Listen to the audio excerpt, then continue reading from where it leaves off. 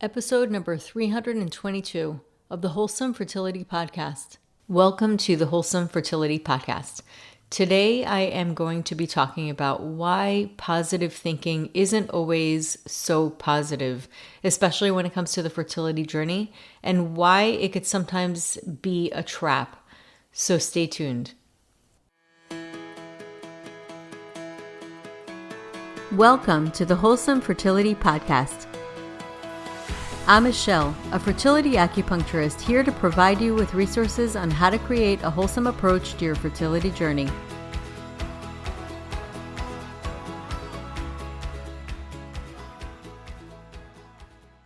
So today I want to discuss the hidden pitfalls of positive thinking when it comes to your fertility journey and why it is not always as positive as we intend for it to be.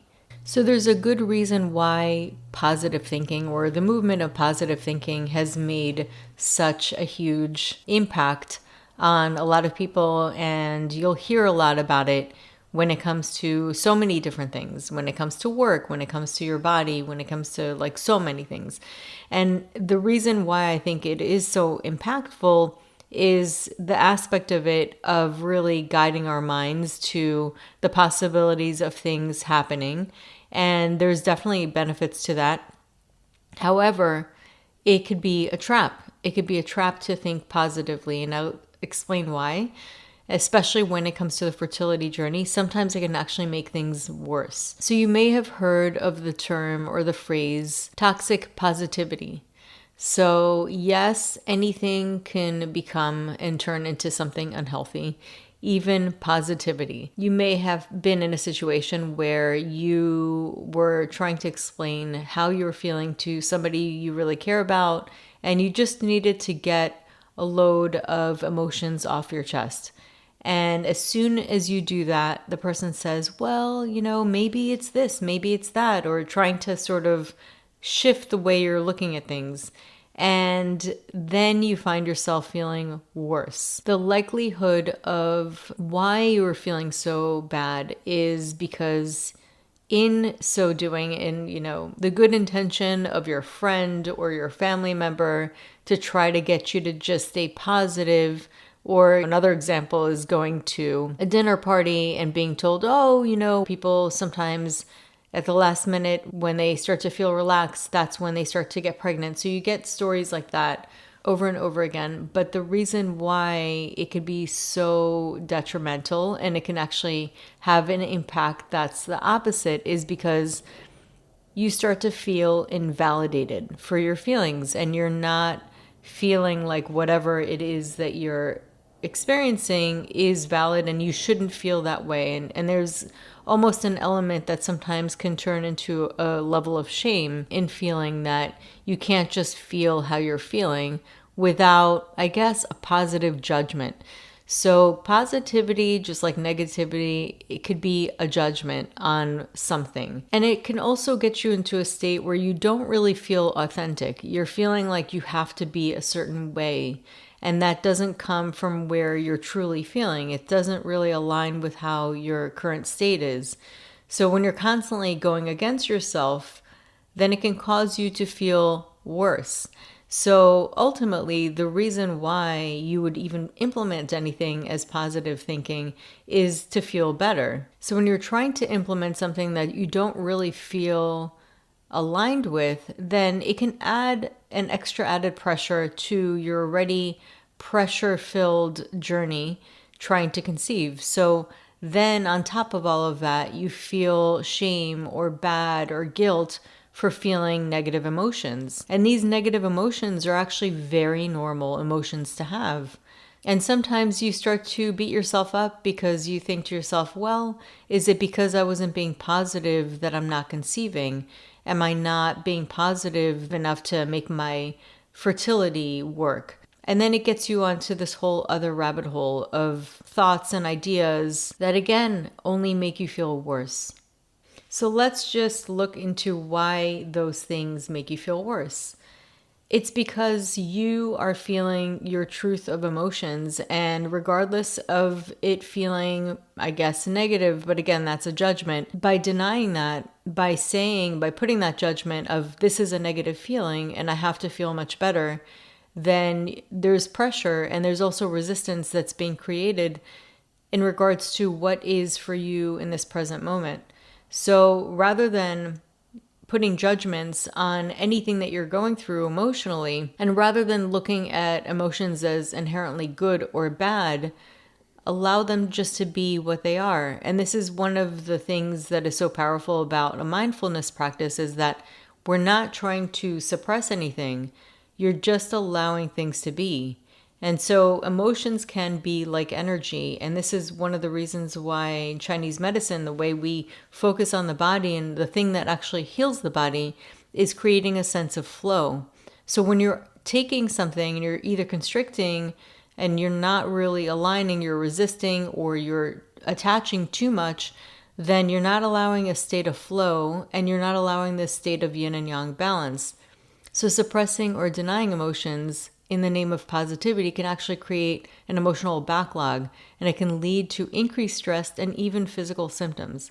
So knowing that the fertility journey can often come with grief, it can come with anger, it can come with frustration, it can come with fear. All these feelings deserve to be acknowledged and processed, just like anything in life.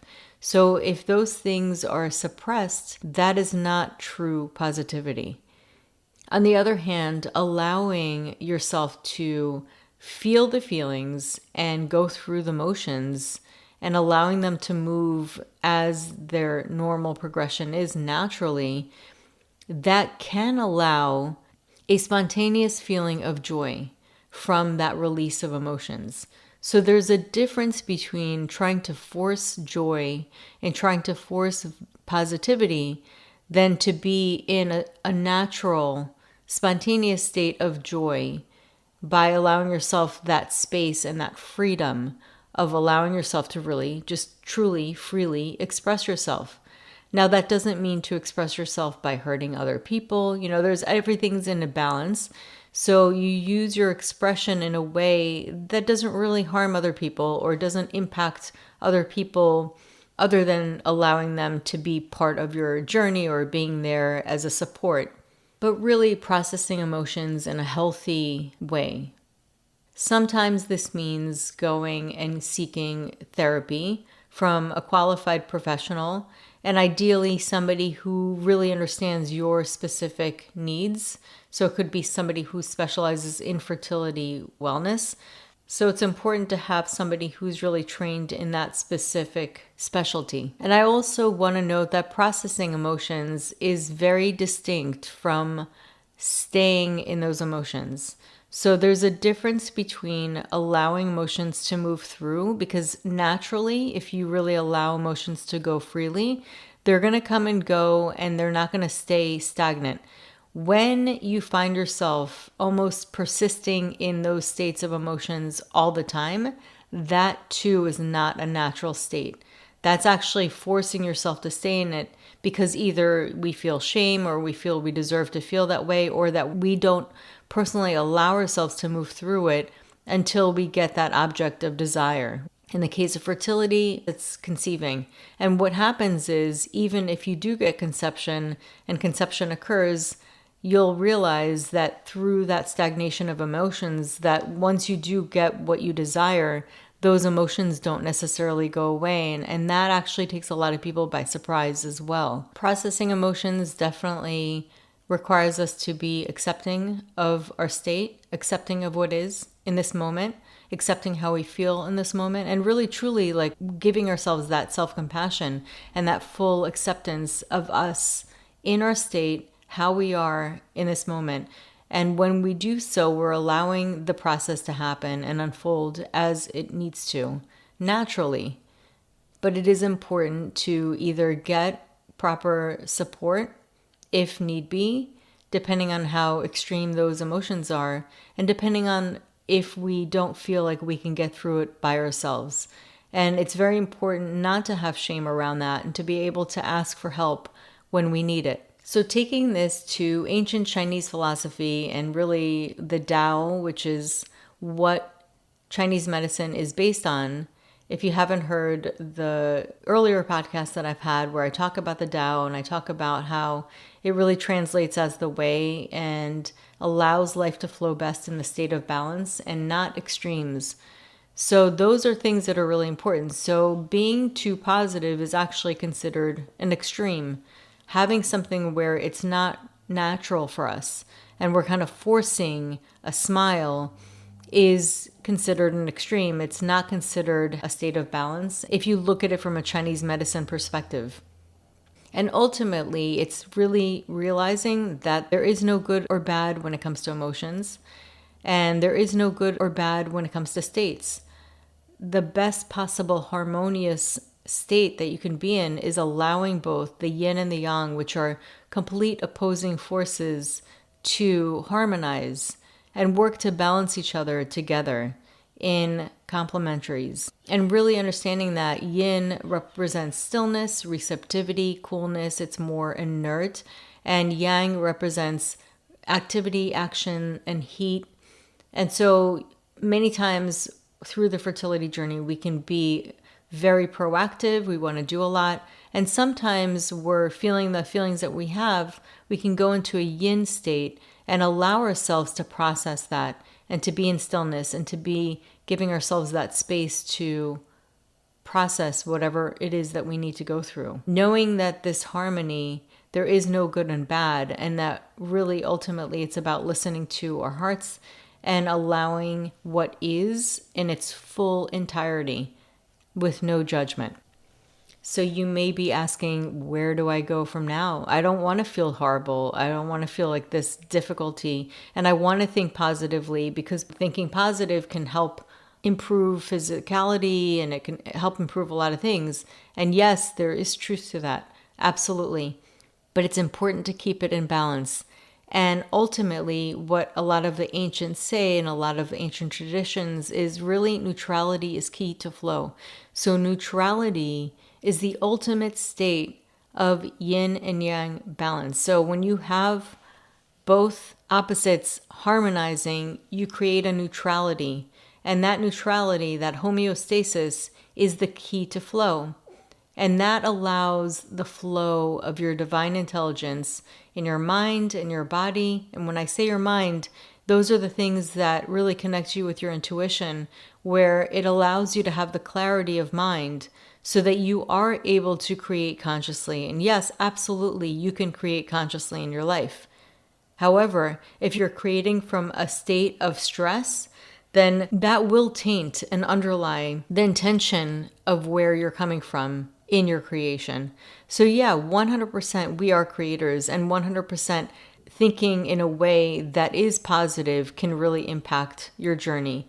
So I'm not negating that at all. However, doing so from a place of neutrality so that there's no major attachment and no major resistance to what you don't want or attachment to what you do want, having a state of neutrality where you're coasting through that, first of all, is a possibility on the fertility journey. I work with so many people, and it is a possibility in the fertility journey. I think one of the biggest misconceptions is that is not possible for me until I have the baby. And that is a misconception because I've seen the possibility of it, and I can guarantee you, you can get to the state of neutrality through that. And by doing so, you're actually creating more space in your life in doing so. Now, that doesn't mean negating how you feel. And part of getting to that state of neutrality is allowing yourself that space to be in your own authenticity, whatever that may look like at the moment. So I want to make a couple of really key points here, is that neutrality, when I talk about neutrality is not indifference. So it's not meaning I don't care about anything, I'm just going to be completely numb, because that's actually going all the way to the yin. And then trying to be too positive could be trying too hard and going all the way to the yang. It's actually going in the middle. So neutrality is not being indifferent.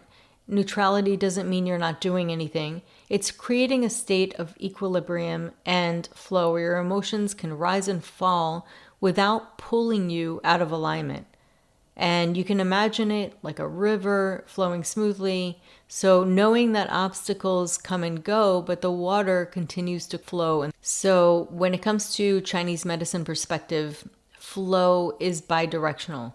It impacts the mind and it impacts the body. If you create flow in the body through Chinese medicine, through herbs and acupuncture, and even qigong or yoga. So this isn't just for acupuncture. You can create flow in the body many different ways. It will create and reflect as flow in your mind. And if you create flow in your mind by doing things like meditation and calming your mind, or even chanting or humming, which I guess is also physical, then that will create coherence and flow in your body. So ultimately, when you have flow and coherence in your body and your mind, it will impact your fertility. And that is how I approach my own treatments towards my patients, and also the course that I do when I work with people online. It's all about creating this flow, because when you do get this flow, that is the optimal state for your body to conceive. So for example, emotions are very much linked to our organs. And you may have heard me talk about this before, but like things like worry or thinking too much can actually impact your digestive system. And having an imbalanced digestive system will actually cause you to worry more. So sometimes you'll feel certain emotions that are very much linked to the state of your organs. And anger can disrupt the liver qi, or stress can disrupt the liver qi by constricting, because the liver is in charge of creating free flow in your body. And so the liver is basically your best friend when it comes to flow, if it is in the right balance. Similarly, if the liver is not optimal, it is going to feel more disrupted when we have other things going on in our life. So it can cause us to feel more stress. So all of these things are bidirectional. And fear is tied to the kidneys, which are really incredibly important when it comes to reproductive vitality and health. So one of the best things that I can mention is if you look at emotions as you would energy, basically, where you look at it from an objective perspective and a sense of neutrality, where you're looking at the emotions as energy, or even getting into your body state when you're going through the emotions and saying, where do I feel this? When you start to look at your body and not think about the ideas and the stories that are connected to the emotions, you'll be able to create a sense of separation because you're observing. When you're observing, you can separate. So a couple of practical steps to creating this neutrality is through your acknowledgement of how you're feeling. And you could do this, like I said, through your body, or even through journaling. So you can write down certain things, how it makes you feel, and also talking to a friend or a family member or a therapist, depending on how much you feel you need and what you're able to process alone.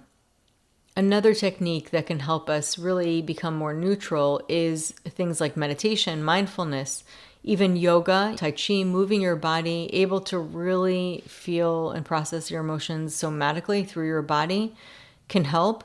And then meditations really through your mind, but observing of your body, you can do that. Or you can think about your observation of your emotions or your thoughts and watching them, observing them, so that you're over time training your mind to separate from that and not get pulled in to those emotions and not get pulled into the ideas or the judgments of them. And you're just able to see it from an objective perspective. Another thing I am personally biased to is acupuncture and herbal support. And those things can definitely help through the physical body and through certain points to balance the nervous system and also create a sense of peace. So that can help a lot with processing emotions. And that is one of the ways you can actually get extra help if you feel like sometimes those emotions can be very overwhelming. Acupuncture helps tremendously in allowing yourself to process those emotions. I have a lot of people release a lot of emotions while they're doing acupuncture, and it could be very, very supportive. There's a lot of herbal formulas that can support your mind. They can support even the sleep, which during the sleep, you're actually processing a lot as well. So sleep is really important in processing emotions and processing stress as well. And then also adopting a both and mindset, which gives you permission to feel both hope and frustration, joy and sadness at the same time, allowing yourself to be okay with having opposing emotions for the same exact thing. So then it gives you the space to also feel joy at times and also feel sadness, and not giving yourself all or nothing in this whole process. And I think that doing that takes out the extra added pressure or the guilt that you feel when you do have moments of joy after grieving a loss. Really just allowing yourself the space and the freedom to just be however you want to show up. And lastly, limit external pressures. If you find that people are adding more pressure or giving you that toxic positivity, then yes, feel free to set those boundaries. Sometimes it can be just not even mentioning specifics, but just really setting the boundaries and creating space between you and certain people that you feel are adding too much pressure to you. You could also limit external pressures by creating almost a detox of certain social media accounts that tend to bring up feelings of pressure to be extra positive, because it seems like those people have that type of life, and that ultimately many times is not really what it seems to be. It's something that we perceive and make meaning of. So if those things do trigger a lot of those pressures, then I definitely suggest limiting that as well. And also taking walks in nature. Sometimes nature reminds us how things can be opposing but perfectly beautiful in their imperfections. So sometimes just walking and observing and listening to the sounds of the leaves blowing in the trees and feeling the wind on your face and just taking yourself into a moment of presence, that will ultimately lead you to some sense of neutrality where you almost forget where you are and you can just be perfectly present. By doing so, you're giving yourself a little space and a break from everything, the good, the bad, or the judgments of those, and you're allowing yourself to be fully present. And by observing things around you, you can actually get yourself to that state of neutrality. I highly recommend doing that. It can really impact your consciousness. And at the very least, it can give you a little mental break. Remember that balance is key. And ultimately, that is how Chinese medicine works. That's how I get the body to be in a state of healing. And I say state of healing because ultimately it's the body that heals itself. We're just creating a state of neutrality and a state of balance. So that is ultimately what feels the most authentic to us because it's innate. So I hope that you enjoyed this episode, and feel free to reach out to me with any questions or ideas or thoughts for new future episodes on my Instagram. You can DM me there, and my handle is at the Wholesome Lotus Fertility. And if you guys enjoy this podcast, then please subscribe. And it makes me really happy to get reviews on Apple Music. I read all of them. So thank you so much for tuning in today, and I hope you have a beautiful day. So that concludes today's episode. You can find all of the links mentioned on the episode notes. If you're enjoying these episodes, please take a moment to share and leave a review. Reviews mean everything to podcasters, and I really enjoy hearing from my listeners. You can also find me on my website at www.thewholesomelotus.com or email me at info@thewholesomelotus.com. I love hearing from my listeners. If you're interested and want updates as well as a free ebook on my top 10 fertility boosting habits, you can visit my fertility page on www.thewholesomelotus.com. I thank you so much for listening in and hope that you have a beautiful day.